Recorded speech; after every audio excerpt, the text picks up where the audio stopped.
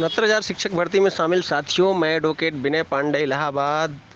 इस बीच काफ़ी 69,000 से संबंधित अभ्यर्थियों का हमारे पास फ़ोन आया जो है, लेकिन हम सबको बताना चाहते हैं कि इस समय छुट्टियां चल रही हैं। छुट्टियां जो चल रही हैं उसका एंजॉय करिए जो है, ठीक है। लेकिन जो है आप लोग 69,000 के पीछे ही मत पड़े रहिए जो है। अभी 69,000 पे जो है 17 जुलाई के पहले कुछ भी स्थिति स्पष्ट नहीं है। तमाम लोग जो भी ऑडियो वीडियो कुछ भी बना रहे हैं, पोस्टें लिख रहे हैं, उसका कोई वजूद नहीं है। आप लोग शांत होकर 17 जुलाई का वेट करिए। 17 जुलाई को यदि जो है गवर्नमेंट जो है नहीं लाई जो है रिविजिट करके कोई आंकड़े या कुछ, यदि जस्टिस राजन राय की ही बेंच सुनवाई की, तो निश्चित रूप से जस्टिस राजन राय की बेंच ज़्यादा टाइम नहीं देगी, इनको भागने का मौका नहीं देगी। क्योंकि इसकी पिछली वाली डेट पे आपने देखा था, जब एक हफ्ते के लिए उन्होंने इंस्ट्रक्शन के लिए टाइम दिया था, गवर्नमेंट वकील ने इंस्ट्रक्शन नहीं लाया, तो उन्होंने स्पष्ट रूप से कह दिया कि 1 घंटे आपको टाइम है, 3:30 बजे तक आप इंस्ट्रक्शन ला के हमको दीजिए। तो उसी तरह जस्टिस राजन राय यदि सुनवाई करेंगे, फिलहाल तो देखिए अभी इस हफ्ते में जो है, जो मंडे टू फ्राइडे वाला आ रहा है, या फिर अगले हफ्ते मंडे टू फ्राइडे में ये पता चल जाएगा, रोस्टर जारी हो जाएगा। मतलब कि जुलाई में कौन कौन सी बेंच इलाहाबाद हाई कोर्ट में बैठ रही है सर्विस बेंच में, और कौन सी लखनऊ में डिवीज़न बेंच में बैठ रही है, सिंगल बेंच में सर्विस बेंच बैठ रही है, वो सारा रोस्टर जारी हो जाएगा। तो इसलिए आप लोग इस चीज़ पे जो है बिल्कुल भी तमाम पोस्टें और ये यूट्यूबर वगैरह पे इस पे ध्यान मत दीजिए। यूट्यूबर आपको मैं बता रहा हूँ कि उसमें 90% गलत अफवाहें फैलाते हैं सारे लोग। 10% कुछ लोग हैं जो कि जो है ठीक ठाक जो है अपना आपका एक एथेंटिक अपडेट देते हैं। बाकी 90% लोग हैं जो कि गलत चीज़ों पे रोज़ तमाम तरह से जो है इस पर बयानबाजी करते हैं, और उसका कोई मतलब नहीं होता है। हाँ, इस बीच जो है कुछ हमारे मित्रों ने समायोजन की जो है वो कर दी है, और इस गर्मी में जो है, इतनी लू भरी गर्मी में उन्होंने जो है जंतर मंतर पे जो है वो कर दिया है। मैं किसी का विरोध नहीं कर रहा हूँ कि जो है समायोजन के लिए आप प्रयास मत करिए, लेकिन समायोजन ये सब जो है ये बहुत बड़ी टेढ़ी खीर है। हम लोग 72,825 की भर्ती में जंतर मंतर, पैदल मार्च क्या नहीं किए थे। तो आप ये चीज़ें जो है देखिए, आप कर सकते हो और धरना प्रदर्शन कर सकते हो, वो कर सकते हो, लेकिन मुझे लगता है जितना बढ़िया धरना प्रदर्शन जो है ये 22,000 वालों का हुआ था, टंकी के माध्यम से जो है, टंकी पर जो हमारी एक दीदी जो है जो थी, वो ऊपर टंकी पर काफ़ी दिन तक बारिश गर्मी वर्षा झेलते हुए जो है, ठंडी झेलते हुए, जब जब सरकार वहाँ नहीं झुकी, तो निश्चित रूप से ये समायोजन वगैरह ये टेढ़ी खीर है। देखो, बच्चों को बुला के दिल्ली, वहाँ जो है पैसा आने जाने का बेरोजगारी में खर्चा हो, और वहाँ जो है आप देख लीजिएगा जंतर मंतर पे, पहली बात तो इस स्थिति में जहाँ पे जो है कोर्ट में सुनवाई चल रही है, कोर्ट के आदेश को गवर्नमेंट नहीं मान रही है, वहाँ जो है आप जंतर मंतर पर एक दिन चिल्ला के वहाँ कुछ नहीं कर पाएंगे। जंतर मंतर पे वहाँ हम लोग कई बार गए हैं, 20 जो है धरना प्रदर्शन होते रहते हैं, 25 होते रहते हैं। कहीं वो अपना जो है चिल्लाते रहते हैं भैया हम सरकार को उखाड़ फेंकेंगे, वो कहेगा कि हम उखाड़ फेंकेंगे। कहीं जो है लेबर यूनियन कहेगा कि हम सरकार को उखाड़ फेंकेंगे, जैसे सरकार नहीं मूली गाजर हो गई हो कि सारे लोग उखाड़ फेंकेंगे। हमारा कहने का मतलब ये है कि इस तरह की बातें, और खासकर जो है दिल्ली बुलाना ये बिल्कुल भी ठीक नहीं इस गर्मी के माहौल में। लीगल लड़ाई लड़िए दोस्तों। 69,000 में अब बहुत कुछ नहीं बचा है, बहुत जल्दी फाइनल सब कुछ होगा। इसमें लीगल लड़ाई सिर्फ बची है एक 68 की, एक ईडब्ल्यूएस की। इसके अलावा कोई भी किसी भी प्रकार का समायोजन मैं मानता हूँ बिल्कुल नहीं होगा, क्योंकि सरकार नई भर्ती 20 लाख बीएड धारी टेट धारी बैठे हैं, उनको नई भर्ती दे ही नहीं पा रही है। सारे लोग चिल्ला रहे हैं, आप कह रहे हो समायोजन करा लोगे। समायोजन तो तब नहीं हुआ जब 3.5 लाख पद खाली थे और 2,72,000 टेट 2011 पास थे। टेट 2011 के लोग 2,72,000 पास थे और 3.5 लाख पद खाली थे। आरटीई एक्ट लगा था। आरटीई एक्ट में ये है कि 10% पद किसी भी परिस्थिति में खाली नहीं होना चाहिए। तो उस रूल को जो है, जो कि संसद ने पारित किया है, उस रूल का भी पालन नहीं हुआ और सुप्रीम कोर्ट तक मैटर गया। सब कुछ हम लोग बहुत लड़े हैं उसमें, तो वहाँ नहीं हो पाया, तो आप ये बातें मत करिए कि जो है कि समायोजन होगा। ये सब फालतू चीज़ें हैं, समायोजन की ये सब बिगुल सुगुल बंद करिए, ठीक है। मुझे बहुत गुस्सा लगता है क्योंकि बच्चों को आप दिल्ली बुलाएंगे, दिल्ली में जो है उनका आने जाने का 2000 रुपया खर्चा करेंगे, ये सब फालतू चीज़ें हैं। लीगल लड़ाई आपको लड़नी है तो सिर्फ यही 6800 प्लस डबल आरक्षण, मतलब ये जो एमआरसी वाला मैटर है और डबल आरक्षण जो एक साथ चल रहा है, और इसके अलावा ईडब्ल्यूएस जनरल के लिए जो है, ये 2 लीगल लड़ाइयाँ बची हैं। बाकी जितनी भी लीगल लड़ाइयाँ हैं दोस्तों, सब लीगल, और कोई लीगल लड़ाई तो बची भी नहीं है। उत्तर कुंजी वाला आर्डर हो ही चुका है, उत्तर कुंजी वालों का आज नहीं तो कल होगा। बस यही है, वहाँ पे पेच ये फंसा है, कट ऑफ क्या होगा। हालांकि जो है 66 48 तक के लोग जो है यदि लड़ेंगे, मान लो कि अगर जनरल का जो है या ओबीसी का कट ऑफ थोड़ा रिविजिट में कम ज़्यादा हुआ, तो कुछ लोग अगर जो आंसर की वाले हैं लाभार्थी वो बाहर हुए, तो निश्चित रूप से वो लड़ेंगे, और लड़ेंगे तो उनको भी मिलेगा। क्योंकि जो है जब उस कट ऑफ तक के लोगों को हटाया नहीं जा रहा है, तो निश्चित रूप से उस कट ऑफ तक के लोगों को जो है लिया जाएगा। लेकिन एक उनके लिए भाई लड़ाई, चूँकि उनके लिए संभावनाएं हैं तो वो अपना लड़ेंगे। आगे रिविजिट में देखिए जनरल की सीटें कम होती हैं कि ओबीसी की कम होती है, ये किसी के पास अभी कुछ नहीं है। क्योंकि देखिए रिविजिट के लिए हम बार बार कहते हैं कि कोई भी कोई आंकड़ा देगा वो मान्य नहीं होगा, क्योंकि इसमें जो है हार्जेंटल वर्टिकल का भी रिजर्वेशन का गड़बड़ हुआ है। उसमें जनरल की भी सीटें गई हैं। हार्जेंटल जो सीटें इन्होंने 100 सीटों के सापेक्ष 31 सीटें जो है हार्जेंटल में काट दी, 69 सीटों के सापेक्ष जो है मेरिट बना दी, तो उसमें जनरल की उसमें भी सीटें गई हैं और अन्य वर्गों की भी गई हैं। तो वो सीटें प्लस एमआरसी से नुकसान हुआ है आरक्षित वर्ग का, वो सीटें प्लस डबल आरक्षण एटीआरई में जो है जो ओवरलैप हुआ वो सीटें, तो ये सारी चीज़ें अभी देखिए किसकी बढ़ेंगी किसकी नहीं बढ़ेंगी, ये स्पष्ट मैं बोलता हूँ। अभी एकदम से सब लोग जो है कोई भी गुणा गणित नहीं कर सकते। सरकार को अपने आंकड़े लाने दीजिए।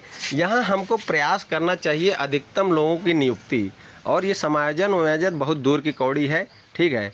आप जो है अधिकतम लोगों की नियुक्ति के लिए लीगल लड़ाइयाँ जो लड़ सकते हैं, एक तो जो है जैसे जो डिवीजन बेंच में चल रहा है वो मैटर, रिविजिट वाला जो है उसमें जनरल वाले चाहेंगे कि टेट पे भी रिविजिट हो, ओबीसी वाले भाई चाहेंगे कि टीआरई पे भी रिविजिट न हो। अब उसमें कौन ऊँट किस करवट बैठेगा वो तो न्यायालय तय करेगा।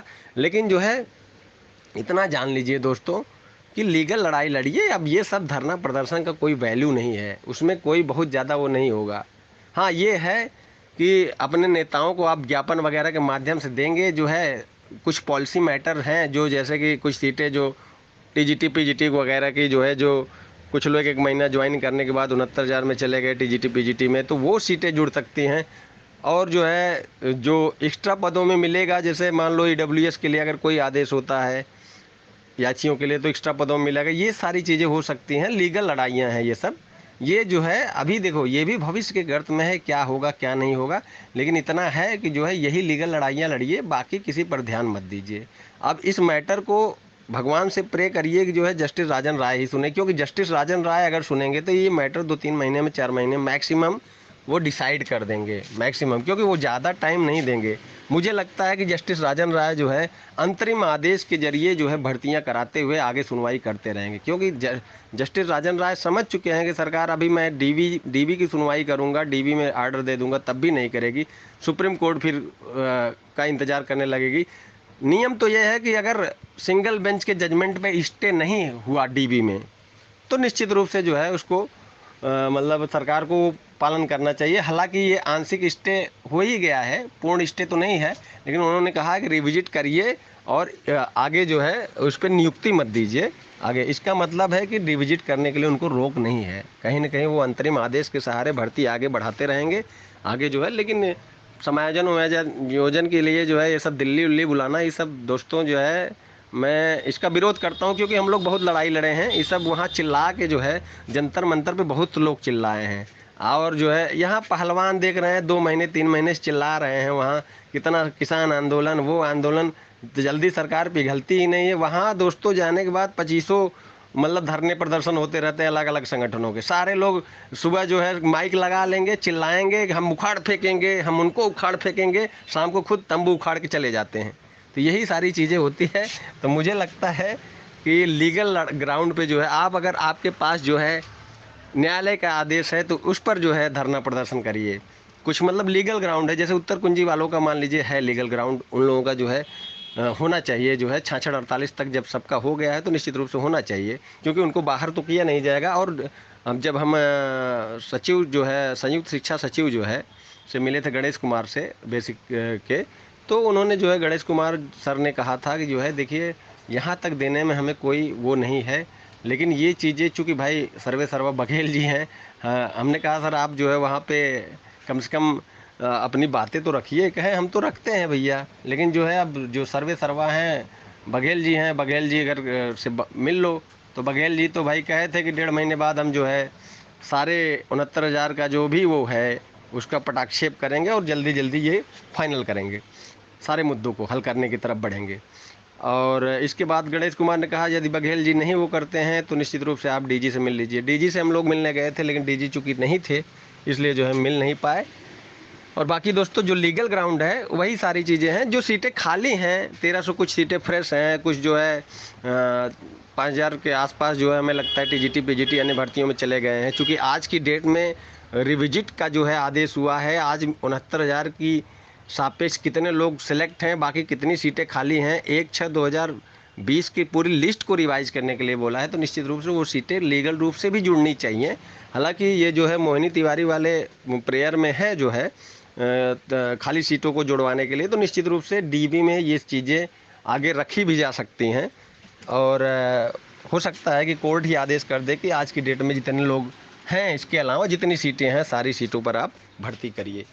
फिलहाल दोस्तों आगे जो मतलब सूचना रहेगी हम देते रहेंगे। आप लोग 17 जुलाई तक एकदम अपना काम में व्यस्त हो जाइए, बहुत ज़्यादा वो मत करिए।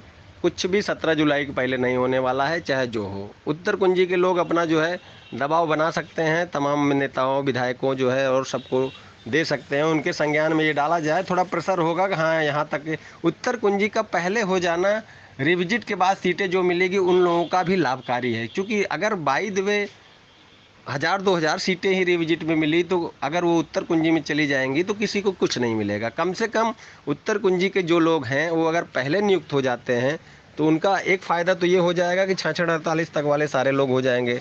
रिविजिट के बाद जो मान लो बढ़ भी जाएगी मेरिट तो भी जो है उनको जो है नहीं दिक्कत है। लेकिन जो है बाकी जो है उत्तर कुंजी के अलावा जो है कोई भी किसी प्रकार का धरना प्रदर्शन मुझे मेरे हिसाब से सही नहीं। उत्तर कुंजी वाले कर सकते हैं। उत्तर कुंजी वाले अब जो है पूरी मतलब तैयारी के साथ इलाहाबाद हाई कोर्ट में चूँकि जो है फर्स्ट वीक में लगा है जुलाई में कंटेम्प्ट, वहाँ भी पक्ष रखें। इसके बाद जो है वहाँ जो है लखनऊ में भी सीनियर एडवोकेट के साथ रखें, ताकि जो है वहाँ तक के लोगों को 66-48 तक के लोगों को मिल जाए। और 66-48 तक के लोगों को मिलना जो है जनरल ओबीसी को निश्चित रूप से जो रिविजिट की सीटें आएंगी उसमें भी फ़ायदा होगा, अन्यथा किसी को कुछ मिलेगा कि नहीं मिलेगा ये तो संशय के बादल है। बाकी आगे सूचना देता रहूँगा मैं, बीच बीच में आपको ऐसे ही थोड़ा बहुत अपडेट देता रहूँगा। बाकी अभी छुट्टियाँ चल रही हैं, सारे लोग एंजॉय करिए। अब जब रोस्टर जारी होगा जो है हाई कोर्ट का, फिर मैं आपको सूचना दूंगा कि किसकी बेंच जो है अपने मामले की सुनवाई करेगी और किसकी बेंच ईडब्ल्यूएस पे जो है लखनऊ में और इलाहाबाद में भी, चूँकि हम लोग जो है जुलाई में सक्रिय होंगे ईडब्ल्यूएस की सुनवाई कराने के लिए, तो वहाँ भी जो है सिंगल बेंच में किसकी सर्विस बेंच बैठ रही है उस पर भी जो है हम आपको सूचना देंगे। फिलहाल तो वेट करिए, हो सकता है कि इस संडे के बाद जो है मंडे को जो है या तो रोस्टर जारी होगा या तो अगले मंडे को जारी हो जाएगा। धन्यवाद दोस्तों।